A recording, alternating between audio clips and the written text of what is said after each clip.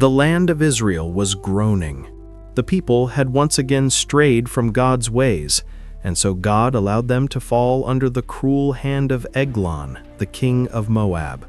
For 18 long years, Israel lived in shame, bound by fear, paying heavy tribute to a foreign ruler. Imagine the humiliation. Every harvest, every drop of sweat from their brow had to be handed over to a man who mocked their God. But when oppression grows unbearable, the cry of the people always reaches heaven. And heaven, my friends, is never deaf. And so in that desperate hour, God raised up a most unlikely deliverer, Ehud, son of Gera, of the tribe of Benjamin. Now, Benjamin literally means son of the right hand. But Ehud? He was left-handed, weak where he was expected to be strong, crooked in a world that valued straightness, overlooked by men, but chosen by God. Do you see it? Sometimes the very thing people mock about you is the very thing God will use to set others free. Ehud carried within him a fire, but he also carried a plan. He forged a double-edged dagger, a blade about a cubit long, sharp on both sides, small enough to be hidden, deadly enough to change history. He strapped it not to his left thigh, where soldiers always searched, but to his right thigh, where no one expected a weapon to be. Because you see, when you're left-handed in a right-handed world, you learn how to surprise your enemy. One day, Ehud led the delegation that brought Israel's tribute to King Eglon.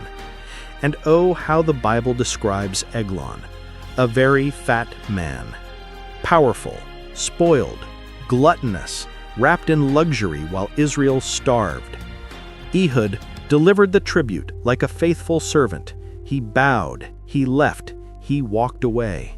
But something in his spirit whispered, "Now is the time." So he turned back. He sent away the others and returned alone, saying, "O king, I have a secret message for you." The ears of a proud man are always hungry for secrets.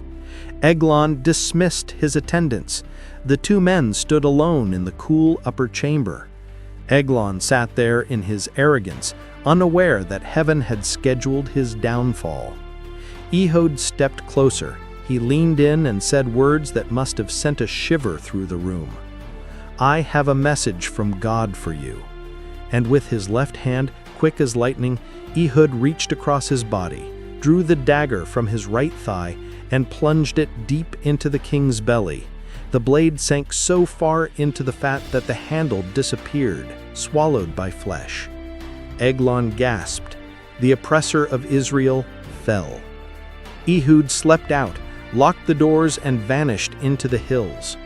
By the time Eglon's servants discovered their master dead, Ehud was already rallying Israel. He blew the trumpet in the hill country of Ephraim, and the people gathered around him like dry bones catching fire. "Follow me," he cried, "for the Lord has delivered your enemies into your hands." Israel surged forward, cutting off the Moabites at the fords of the Jordan. 10,000 fell that day, all strong and valiant men, but not one escaped. And from that moment, the land had rest for 80 years.